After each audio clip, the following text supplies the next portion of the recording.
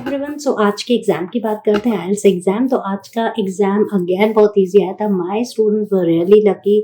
हमने question class में किया हुआ था। क्वेश्चन ये था कि nowadays the couples plan to have baby later in their life.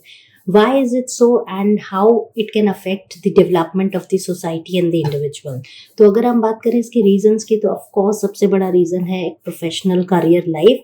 They want to invest more time in their profession because they know that after kids they'll have more responsibilities और वो responsibilities इतना easy नहीं होगा with job. और दोनों couples work कर रहे हैं. पहले तो ये था कि only men used to work, अब females भी work कर रही हैं. तो females जब work करती है तो they know that mainly taking care of child is the responsibility of the women.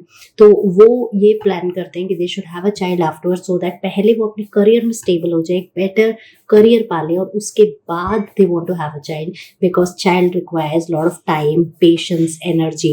और दोनों simultaneously करना इतना आसान नहीं होता है. It is very difficult to manage both the things at a time. So वो आज के कपल्स ये चाहते हैं कि पहले वो एक टाइम एक ऐसे मुकाम पर पहुंच जाएं जहां वो अपने चाइल्ड को भी better care, better facilities, better education दे पाएं. और वो तभी होगा जब वो अपने करियर में फ्लरिश करेंगे, अपने करियर में आगे बढ़ेंगे. यू ऑल नो कि एजुकेशन आजकल इतनी महंगी है, बच्चों की केयर, हर चीज़ इतनी महंगी है due to inflation. So the parents are very careful. They want to get the best to the kids and that's why they want to have the kids later on in their life. तो ये दो main reason हो गए, professional reason और एक कि वो चाहते हैं कि they want to give the best to the children and that is only possible when they have enough money, enough finances. अब इसका इफेक्ट देखिए नेगेटिव भी हो सकता है.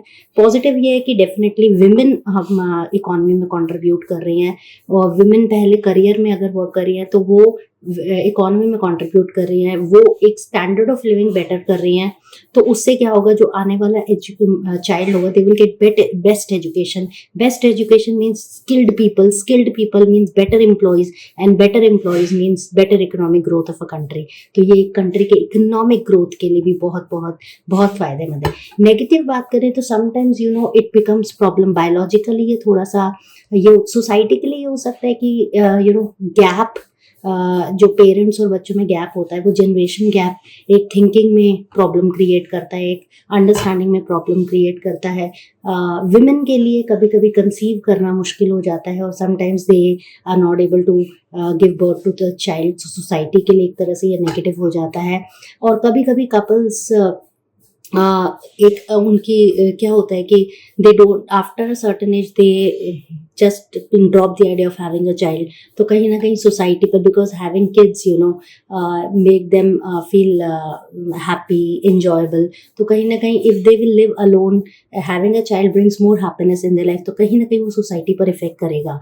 तो इसके पॉजिटिव इफेक्ट भी है, नेगेटिव इफेक्ट भी है. तो आप इस तरह से इसको आंसर कर सकते हैं. एक पैरा बताएंगे रीजन का, और एक कि इसका इंडिविजुअल और सोसाइटी पर क्या इफेक्ट होगा. एक पैरा उस पर आप पॉजिटिव इफेक्ट, नेगेटिव इफेक्ट दोनों दे सकते हैं. अगर आपको लगता है पॉजिटिव्स आते हैं तो आप पॉजिटिव दे सकते हैं, आपको लगता है नेगेटिव्स आता है तो आप नेगेटिव दे सकते हैं. पॉजिटिव में ये भी है कि child will get better life, क्योंकि अगर पेरेंट्स वेल सेटल्ड हैं, अच्छा जॉब कर रहे हैं, तो चाइल्ड जो चिल्ड्रन है उन्हें भी अच्छी लाइफ मिलेगी. सो डेफिनेटली उनका फ्यूचर भी अच्छा होगा. एंड टास्क 1 की बात करें तो it was a paragraph and it was in past tense.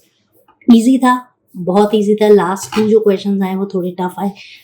इससे प्रीवियस जो 2 क्वेश्चंस आए थे वो टफ आए. अब लास्ट 2 टाइम से क्वेश्चंस इजी आ रहे हैं तो ग्रेट. लेकिन अगर आपकी तैयारी पूरी है तो आपको हर क्वेश्चन इजी लगेगा. All the best. आपके पास कोई और पॉइंट्स हो तो कमेंट बॉक्स में जरूर लिखिएगा. I will just check it out. Thank you. All the best. Have a nice day.